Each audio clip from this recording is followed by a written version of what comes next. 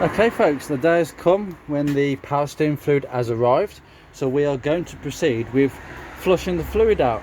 Now this is a fairly simple procedure that I've carried out on my Focus Smart 1. Do excuse the fact that it's quite noisy in the background. It is rush hour going on and I live on a main road, so it can get a bit noisy sometimes. So we have power steering fluid, which is to Dextron 2. Now, to be honest with you, it's just ATF fluid, and that's what this system uses. As you can see, as I've shown you before, the fluid is quite dirty. It's good preventative maintenance to get this flushed, because in my experience, the racks will really thank you for it. The seals and everything are lubricated by the ATF, and you may find your power steering is a bit lighter.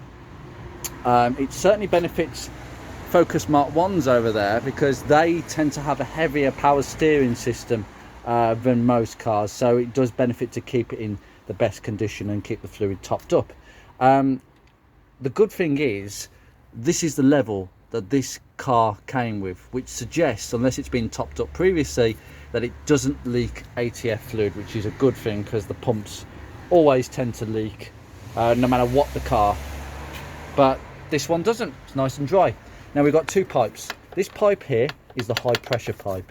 This one is the low pressure. What we're going to do, we're going to get our our sucker, and to get as much fluid out of this reservoir as possible. Then we take this clip off, or I've got to get pliers actually for that. Water pump pliers will do. They're these special clip-in connectors. Then you bung up that hole with just some rags. Bung it up with that, okay, and we'll go from there. I'll show you the procedure from here. Okay. The first thing I'm going to do, get my empty milk bottle. You're going to need this, so just put it here, top somewhere over there, and take the top off the power steering. Just get our turkey baster in, and we just literally just suck it out. This is such a, look at that, such a useful tool. Now I can see the colour of the fluid. It's not too bad, but it's a bit on the dark side. Just keep pulling, you'll feel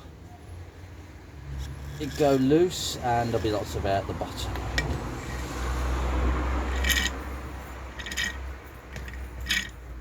Yeah. Might have to do this a few times. Okay, that's got most of it out, but it hasn't got all of it out, so we're going to unclip it. Just slide it up. Now, quite a lot of fluid still left, so I'm going to try and angle it back into this bottle. This might take some manoeuvring. I should have brought my funnel. So, top tip, bring your funnel. I think there's some reserve capacity at the bottom end. I think that's how the bottle works. So, what I'm going to do is I'm going to take that bottom pipe out, and we're just going to catch it. We'll use a rag, put a rag underneath all of this, because it's going to get covered in power steering fluid. Unfortunately, there is going to be an element of mess in these sort of jobs, so bear that in mind. There you go. I've just pulled it up, and it is going in quite slowly. It's actually come to a stop. Yeah, it's pretty much come to a stop. There is some excess, but just catch that off. Now, there will be some in the pipe, so I'm going to angle that in as well. Right, so I managed to tip the excess. Now what I've done is I've just bent this hose away from there. I've just put this on here for now. It's in a nice secure place. I've put the return hose in the milk bottle. Now what's going to happen, you're going to have the wheels up off the ground. I've got the wheels off the ground anyway, because they've been on jack stands for God knows how long. So what you do is you top up, you bung this hole. So I'm going to put some tissue and just bung that hole completely, so very minimal fluid can get through there. That's the idea.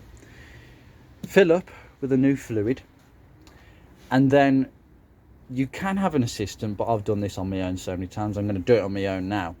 You get in the car, you turn the steering lock to lock, left and right, and all that old fluid will get pushed out the system into that bottle.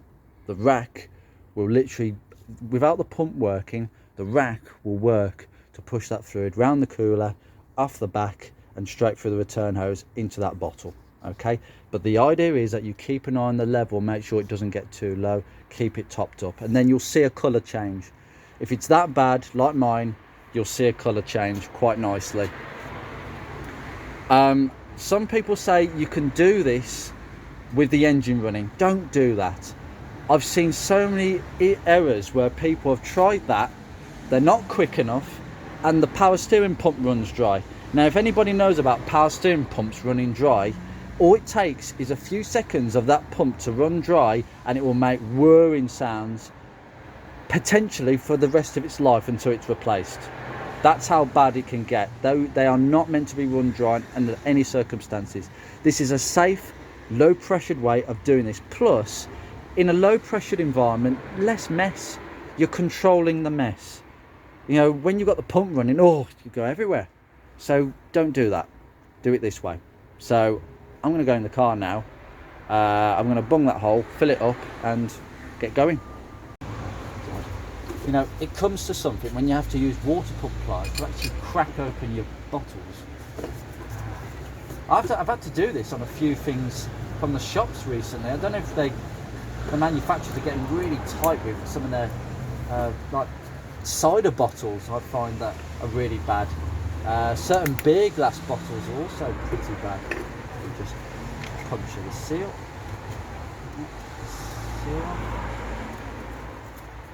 Lovely red fluid. Just discard that. And obviously, I've got to bung the hole before I do that. The mistake would be if I was to put fluid in without bunging the hole right on camera.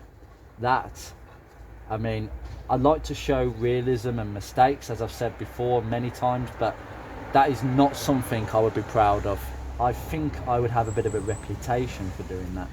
Now, this could take some time to bung this because this is quite a small hole. Right, that took a few minutes, so I'm just going to put a little bit in and just see exactly what happens. Look how red this is. Nice to see. Right, it's below the height and we have no leaks. That's fantastic. Right, I can just fill up now, carefully as possible. Fill up all the way because you're going to need plenty. Look how red that is. Is the camera picking that up? I think it is from what I can see. Right, I'm just going to put that over there. I have ordered 2 litres of this stuff because in my experience doing it properly you might need that, but you know, it's always good to have stuff for topping up because you know, with power steering systems they do like to occasionally leak. So yeah, that's not leaking, so now we can turn the steering backwards and forwards and watch the process. So I'm going to do a bit in the car. Right, so pop in, just put my torch on so I can actually see what I'm doing. So take the lock off. Okay, now this is the bit where you need to both you rotate the steering a few times, then keep an eye on what's going on in front. Now I can see that bottle straight from here. I'm going to put your camera in a different place in a second, but basically just keep an eye on that fluid level and making sure that the pipe isn't sometimes the return pipes, when they've got even low pressure, they tend to kick back into their original place and you don't want fluid going up.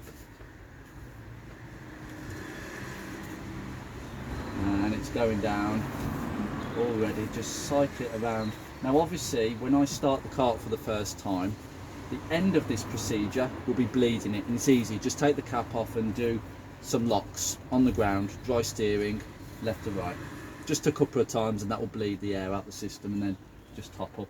Now I can already see that fluid has gone quite well down. Now I'm going to stop now before that reaches the bottom of the return hose, because that's when air could get in the system. So now I'm going to stop. That's good. Now you're going to see the other side of things. I'm literally just going to top up my supply just to bring it up a bit.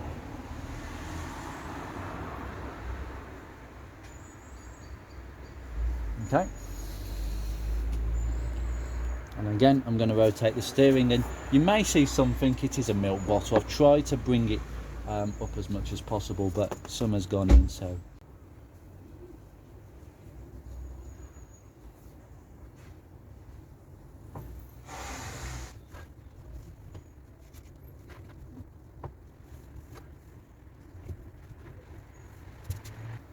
Right, I'm not sure how much of it you could actually see last time, so I've replaced the milk bottle with a more exciting beer bottle that I've just got out the recycling bin. God knows who's put their mouth on this, but I don't care because there's all sorts of poison stuff that's going to go in there now.